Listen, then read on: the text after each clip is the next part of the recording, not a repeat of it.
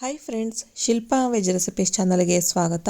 ಇವತ್ತು ನಾನು season special ಆಗಿರೋವಂತಹ ಅವರೆಕಾಳನ್ನ ಬಳಸ್ಕೊಂಡು ಹೇಗೆ ಅದರಿಂದ ರುಚಿಯಾಗಿರುವಂತಹ ಸಾಗು ಮಾಡೋದು ಅಂತ ಹೇಳಿ ತೋರಿಸ್ತಾ ಇದ್ದೀನಿ. ಇದು ಚಪಾತಿ ಜೊತೆ, ದೋಸೆ ಜೊತೆ, ಅನ್ನ ಜೊತೆ ಕೂಡ ತುಂಬಾ ರುಚಿಯಾಗಿರುತ್ತೆ. ಮಾಡೋದು ಕೂಡ ತುಂಬ ಸುಲಭ. ಬನ್ನಿ ಹಾಗಿದ್ರೆ ಹೇಗೆ ಮಾಡೋದು ನೋಡೋಣ. ಫಸ್ಟು ಇದಕ್ಕೊಂದು ಮಸಾಲೆ ರೆಡಿ ಮಾಡ್ಕೋಬೇಕು. ಅರ್ಧ ಬಟ್ಲಷ್ಟು ತೆಂಗಿನಕಾಯಿನ ತುರಿದಿಟ್ಕೊಂಡಿದ್ದೀನಿ. ನೆಕ್ಸ್ಟು ಸ್ವಲ್ಪ ಕೊತ್ತಂಬರಿ ಸೊಪ್ಪನ್ನ ತೊಗೊಂಡಿದ್ದೀನಿ. 2 ಸ್ಪೂನು ಹುರುಗಡಲೆ, 1 ಚಕ್ರ ಮೊಗ್ಗು, 4 ಲವಂಗ, 1 ಏಲಕ್ಕಿ, 1 ಇಂಚು ಚಕ್ಕೆ, ಬೆಳ್ಳುಳ್ಳಿ, ಶುಂಠಿ, ಹಸಿಮೆಣಸು, ಹಾಗೆ ಪುದೀನ ಸೊಪ್ಪು, ಸ್ವಲ್ಪ ಕರಿಬೇವು ಕೂಡ ತೊಗೊಂಡಿದ್ದೀನಿ. ನೆಕ್ಸ್ಟು ಗಸಗಸೆ, ಜೀರಿಗೆ, ಮೆಣಸಿನಕಾಳು ಕೂಡ ತೊಗೊಂಡಿದ್ದೀನಿ. ಈಗ ಇದಿಷ್ಟನ್ನು ಕೂಡ ಮಿಕ್ಸಿ ಜಾರಿಗೆ ಹಾಕ್ಕೊಳ್ತಾ ಇದ್ದೀನಿ. ತೆಂಗಿನಕಾಯಿ ತುರಿ ಒಂದು ಅರ್ಧ ಬಟ್ಲಷ್ಟು ತುರಿದು ಇಟ್ಕೊಂಡಿರೋದು. ನೆಕ್ಸ್ಟು ಪುಟಾಣಿ ಕೂಡ ಅಷ್ಟೇ ಒಂದು 2 ಸ್ಪೂನ್ ಹಾಕಿದ್ದೀನಿ. ಕೊತ್ತಂಬರಿ ಸೊಪ್ಪು 1 ಹಿಡಿಯಷ್ಟು, ಪುದೀನ ಕೂಡ ಅಷ್ಟೇ 1 ಹಿಡಿಯಷ್ಟು, ಒಂದು 5-6 ಹಸಿಮೆಣಸು, ಶುಂಠಿ ಹಾಕಿದ್ದೀನಿ. ಇನ್ನು ಮಸಾಲೆ ಐಟಮ್ಸ್ಗಳನ್ನೆಲ್ಲ ಕೂಡ ಹಾಕ್ಕೊಳ್ತಾ ಇದ್ದೀನಿ. ನೆಕ್ಸ್ಟು ಗಸಗಸೆ ಮತ್ತು ಜೀರಿಗೆನ ಅರ್ಧ ಸ್ಪೂನ್ ಹಾಕ್ಕೊಂಡ್ರೆ, ಒಂದು ಕಾಳು ಮೆಣಸನ್ನ ಒಂದು ಸ್ವಲ್ಪ ಹಾಕ್ಕೊಂಡಿದ್ದೀನಿ, 7-8 ನೀರು ಹಾಕಿ ನುಣ್ಣಗೆ ರುಬ್ಕೊಳ್ಬೇಕು. ಈಗ ರುಬ್ಬಾಗಿದೆ. ನೆಕ್ಸ್ಟ್ ನಾನು 1 ಬಟ್ಲಷ್ಟು ಅವರೆಕಾಳನ್ನ ತೊಗೊಂಡಿದ್ದೀನಿ, ಒಂದು ಅರ್ಧ kg ಅಷ್ಟಿದೆ. ನೆಕ್ಸ್ಟ್ ಕುಕ್ಕರಿಗೆ ನಾನು ಎಣ್ಣೆ ಹಾಕ್ಕೊಳ್ತಾ ಇದ್ದೀನಿ. ಎಣ್ಣೆ ಕಾದ್ಮೇಲೆ ಸಾಸಿವೆ ಹಾಕ್ತಾಯಿದ್ದೀನಿ. ಸಾಸಿವೆ ಚಟಪಟ ಅಂದಮೇಲೆ ಜೀರಿಗೆ ಹಾಕ್ತಾಯಿದ್ದೀನಿ.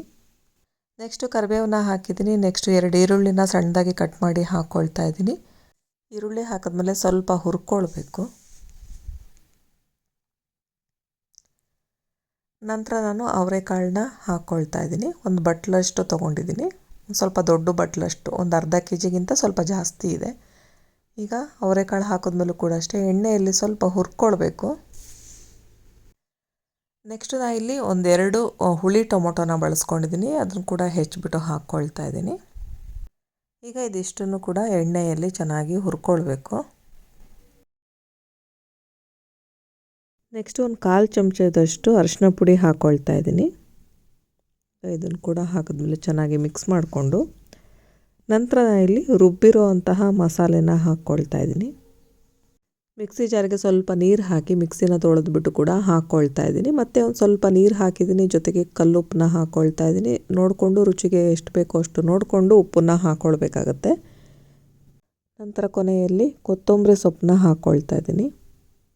ಈಗ ಇದಿಷ್ಟನ್ನು ಹಾಕಿದ್ಮೇಲೆ ನೀಟಾಗಿ ಮಿಕ್ಸ್ ಮಾಡಿ ಕುದಿಯೋದಕ್ಕೆ ಬಿಡಬೇಕು. 1 ಕುದಿ ಬಂದ ಮೇಲೆ ನಾವು ಮುಚ್ಚಿಬಿಟ್ಟು ಒಂದು 3 ವಿಷಲ್ ಕೂಗಿಸ್ಕೊಳ್ಬೇಕು. ಈಗ ಚೆನ್ನಾಗಿ ಕುದೀತಾ ಇದೆ. ಒಂದು ಸಲ ಮಿಕ್ಸ್ ಮಾಡಿಕೊಂಡು ಕುಕ್ಕರ್ ಮುಚ್ಚಳ ಮುಚ್ಚಿಬಿಟ್ಟು ಈಗ 3 ವಿಷಲ್ ಮಾಡಿಸ್ಕೊಳ್ತಾ ಇದ್ದೀನಿ. ಈ ಅವರೆಕಾಳು ಸಾಗು ದೋಸೆ ಜೊತೆ, ಚಪಾತಿ ಜೊತೆ ತುಂಬಾ ಬೆಸ್ಟ್ ಕಾಂಬಿನೇಷನ್ ಅಂತಲೇ ಹೇಳ್ಬೋದು. ಜೊತೆಗೆ ರೊಟ್ಟಿ ಜೊತೆ ಕೂಡ ತಿನ್ಬೋದು, ಅನ್ನಕ್ಕೆ ಹಾಗೆ ಕಲಿಸ್ಕೊಂಡು ಕೂಡ ತಿನ್ಬೋದು. ತುಂಬ ರುಚಿಯಾಗಿರುತ್ತೆ. ಯಾವಾಗಲೂ ತರಕಾರಿ ಸಾಗು ತಿಂದು ಬೇಜಾರಾದಾಗ ಈ ರೀತಿ ಅವರೆಕಾಳು ಸೀಸನಲ್ಲಿ ಅವರೆಕಾಳು ಸಾಗು ಮಾಡಿಕೊಂಡ್ರೆ ಡಿಫ್ರೆಂಟಾಗಿ ಕೂಡ ಅನಿಸುತ್ತೆ. ಈಗ 3 ವಿಷಲ್ ಆಗಿದೆ, ಸ್ಟವ್ ಆಫ್ ಮಾಡಿದ್ದೀನಿ. ಕಂಪ್ಲೀಟಾಗಿ ಪ್ರೆಷರ್ ಇಳಿದ್ಮೇಲೆ ಕುಕ್ಕರ್ ಮುಚ್ಚಳ ತೆಗೆದಿದ್ದೀನಿ. ಈಗ ನೀಟಾಗಿ ಒಂದು ಸಲ ಮಿಕ್ಸ್ ಮಾಡಿಕೊಂಡು ನಾನು ಇವತ್ತು ಇದನ್ನು ಚಪಾತಿ ಜೊತೆ ಸರ್ವ್ ಮಾಡ್ತಾಯಿದ್ದೀನಿ. ನೀವು ಕೂಡ ಈ ರೆಸಿಪಿನ ಮಿಸ್ ಮಾಡದೆ ಟ್ರೈ ಮಾಡಿ. ಈ ವಿಡಿಯೋ ಇಷ್ಟ ಆದರೆ ಲೈಕ್ ಮಾಡಿ, ಶೇರ್ ಮಾಡಿ ಹಾಗೂ ಸಬ್ಸ್ಕ್ರೈಬ್ ಮಾಡಿ. Thank you friends.